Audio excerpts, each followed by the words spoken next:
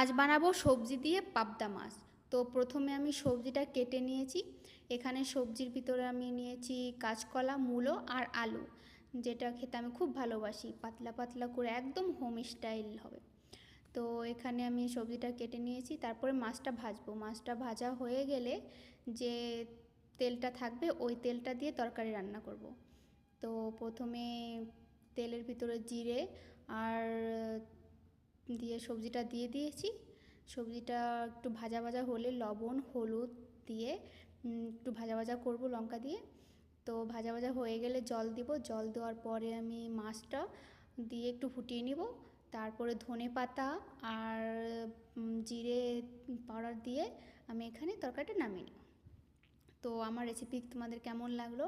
যদি ভালো লাগে like comment share and subscribe করে দিও। Thank you.